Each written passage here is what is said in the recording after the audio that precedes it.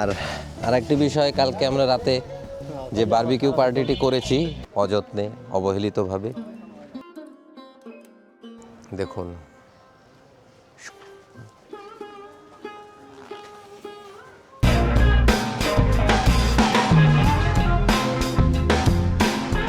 মানে হাত দিয়ে আমি ইলিশ মাছ ধরছি। একেবারে দেশি মুরগির লেগ পিস। এত সুন্দর এনভায়রনমেন্ট বলার বাইরে। 2 দিনের যে সফরটা ছিল খুব ভালো। অদ্ভুত একটা পরিবেশ ক্রিয়েট হচ্ছে, স্মৃতি হয়ে থাকবে আজীবন। হাটুরিয়া বাজারটিতে ঘুরতে ঘুরতে হঠাৎ দেখতে পেলাম একটি কামারের দোকান। তাই প্রাচীন এই শিল্পটিকে কাছ থেকে দেখার জন্য ছুটে আসলাম।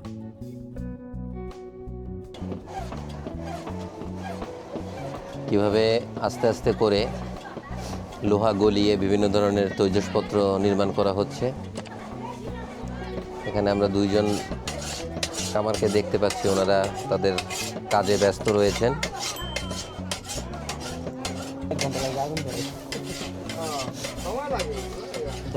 আর আরেকটি বিষয়, কালকে আমরা রাতে যে বারবিকিউ পার্টিটি করেছি সেটার কয়লাগুলো এখান থেকেই আমরা কালেক্ট করেছিলাম এবং ওগুলো দিয়ে আমরা পার্টিটি করেছিলাম। এই যে এখানে যদি দেখি, এই যে কয়লাগুলো রাখা আছে, ওনাদের কাজের প্রথম হাতিয়ারই হচ্ছে এই কয়লা।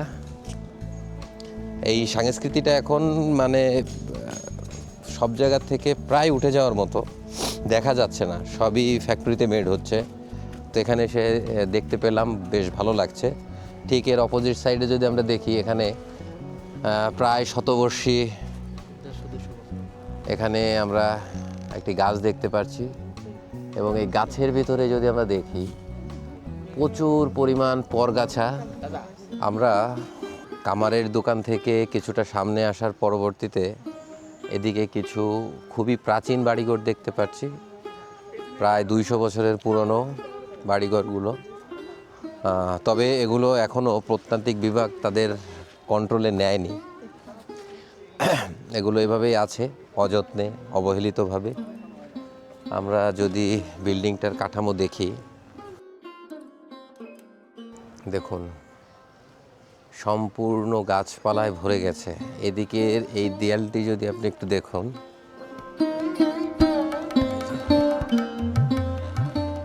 এমনভাবে গাছের শিকড়টা দেয়ালটাকে ঘিরে উঠেছে।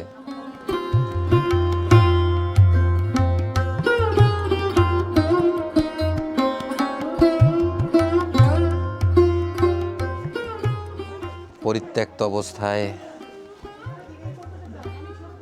ঘরটি পড়ে রয়েছে, এর বিভিন্ন কক্ষগুলো পরিত্যক্ত অবস্থায় পড়ে রয়েছে।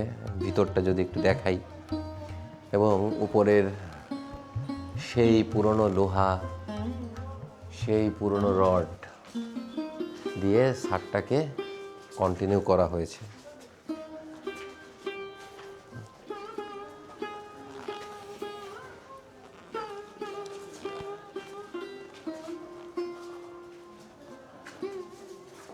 আসলেই সংস্কারের অভাবে এই প্রাচীন নিদর্শনগুলো এখন ধ্বংসের পথে। সরকারের উচিত বিভিন্ন অঞ্চল, বিভিন্ন গ্রামের এইসব প্রাচীন নিদর্শনগুলো সংস্কার এবং প্রত্যন্ত অধিদপ্তরের আন্ডারে নিয়ে আসা। এটি একটি খুব সুন্দর নিদর্শন, অবহেলিতভাবে পড়ে আছে।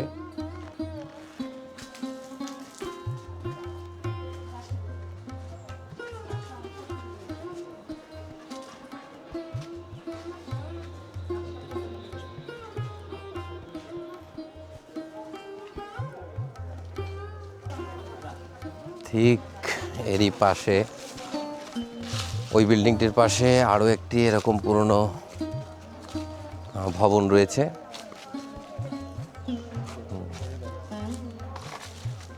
যদি দেখেন, এখানে বেশ কয়েকটি আসলে এরকম স্থাপনা রয়েছে।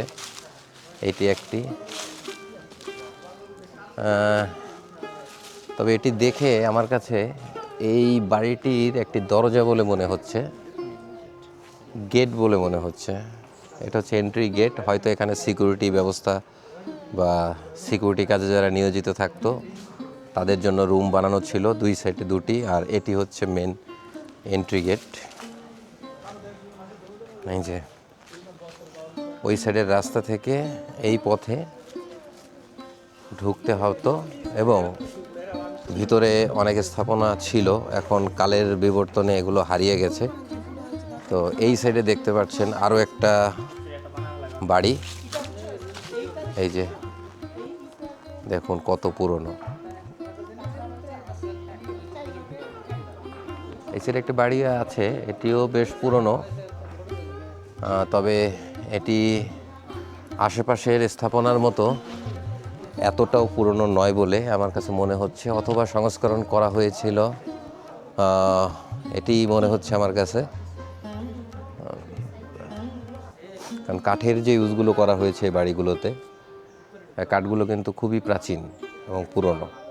তবে হয়তো এখানে পরিত্যক্ত হওয়ার পরেও অনেক লোকজনরা বসবাস করেছে, যে কারণে তারা এটা একটু রং বা একটু মেনটেনেন্স করেছে, যে কারণে বাড়িটা এখনও টিকে আছে।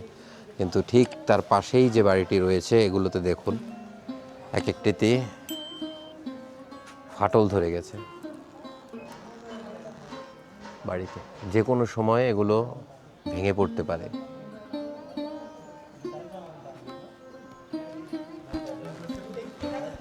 এদিকটায় এরকমই একটি গাছ, বেশ পুরনো।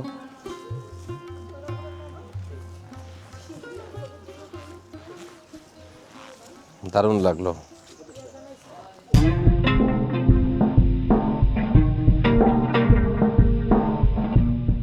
প্রাচীন বাড়িঘর দেখে হাঁটতে হাঁটতে আমরা ছুটে চলেছি শরীয়তপুরের বুক চিড়ে বয়ে যাওয়া নদীটি এক নজর দেখার জন্য।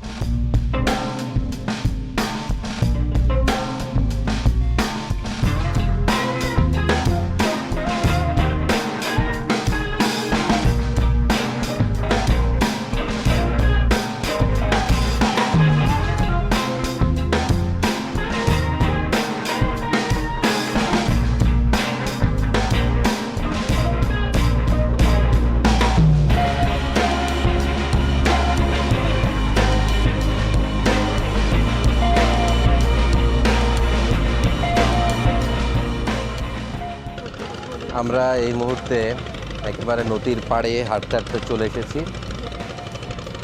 এই হচ্ছে নদী। এই নদীতে মানে হাত দিয়ে আমি ইলিশ মাছ ধরছি, একটা ইতিহাস আছে। আসলে এটা গিনেস বুকে নাম উঠানো দরকার, কিন্তু দুঃখের বিষয় যখন ইলিশ মাছটা তুলছি ওটা দেখি মরা। আসলেই মাসুদ তখন খুব কষ্ট পেয়েছিল, ইলিশ মাছটা হঠাৎ করে ওঠানোর পরে দেখে মজা। নদীর পাড়, প্রচুর পরিমাণ ঠান্ডা বাতাস বইছে, কিন্তু ঠান্ডাটা গায়ে লাগছে না, বেশ ভালো লাগছে। নদীর বহমান সৌন্দর্য উপভোগ করে আমরা মাসুদের বাড়ির দিকে রওনা হলাম। তো এখন বাজে 2:30। আমরা মাসুদের বাসায় এখন দুপুরের খাবার সম্পন্ন করব। তো দেখুন কি কি খাবার আমাদের জন্য আয়োজন করা হয়েছে। এটা স্পেশালভাবে একটা সালাদ তৈরি করা হচ্ছে। এখানে দুটো ভর্তা দেখতে পাচ্ছি, এটা পাতাকপি ভাজি, এখানে বেগুন ভর্তা আছে, ডিমের কারি, হচ্ছে হাঁসের মাংস, মুরগি এবং সর্বশেষে সবথেকে ফেভারিট ডাল, সাদা ভাত। তো এই হচ্ছে আজকে দুপুরে খাবারের আইটেম। পুরান ঢাকার স্পেশাল একটা সালাদ এখন পুরান ঢাকার আদি নিবাসী তৌহিদ ও ক্রিয়েট করছে। আপনাদেরকে একটু দেখাই যে কীভাবে ক্রিয়েট করা হচ্ছে।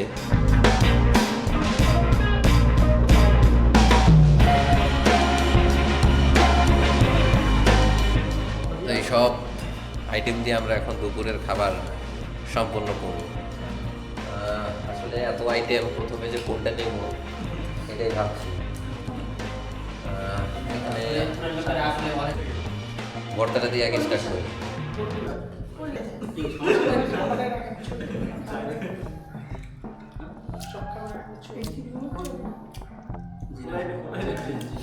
দারুণ।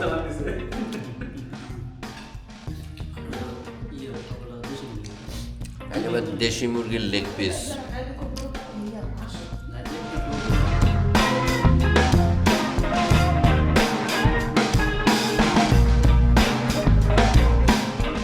আমরা চলে যাব, তো দেখি কার কীরকম লাগছে। সবাই খাওয়া দাওয়া করে একটু টায়ার্ড অবস্থায় আছে। তো এই টোটাল জার্নিটা কেমন ছিল তৌহিদ? অনেক ভালো আর অনেক মজার ছিল, খাবারগুলো অনেক সুস্বাদু ছিল, প্লাস একটা যে এনভায়রনমেন্ট, এত সুন্দর এনভায়রনমেন্ট বলার বাইরে, না আসলে বোঝা যাবে না। বিশেষ করে কালকে রাতের বারবিকিউ পার্টিটা চমৎকার ছিল। কিছুক্ষণের মধ্যে বেরোবো, সেই প্রস্তুতি নিতেছি। তো খাওয়া দাওয়া শেষ করে একটু রেস্ট নিচ্ছি। তো এই 2 দিনের যে সফরটা ছিল খুব ভালো, এবং মমিন ভাই এবং মাসুদ ভাইকে খুব ধন্যবাদ। আমরা যে গ্রাম্য খাবারগুলো থ্যাংক খেলাম ইউ হানিফ ভাই আপনাকে। ভালো। তো মেন বিষয় হচ্ছে যে এখন কালকে থেকে আবার শহরের যে ব্যস্তময় জীবন এটা শুরু করতে হবে। তো আমরা এই শরীয়তপুরের ব্লগ এখানেই শেষ করছি। এখন রওনা দিব ঢাকার উদ্দেশ্যে। ভালো থাকবেন সবাই। আমরা বুকে রাখছি বুকের পাজর ভাঙ্গাছে যে সাজায় অন্যের ঘর, সাজায় অন্যের ঘর, মানে বড়ই স্বার্থপর রে, বড়ই স্বার্থপর।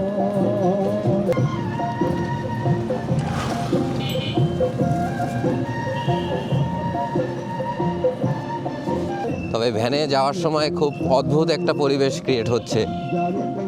ভ্যানে আবার সাউন্ড সিস্টেম রয়েছে, গান বাজছে গ্রাম্য, দারুণ লাগছে। সবাই আছি আমরা এখানে একসাথে ভ্যানে, খুব দারুণ। শরীয়তপুরের গ্রামীণ জীবন ও পরিবেশ মনের ভিতর একটি স্মৃতি হয়ে থাকবে আজীবন। সবাই প্রচুর পরিমাণ ট্যুর করুন, মনকে ভালো রাখুন, সবাই ভালো থাকবেন।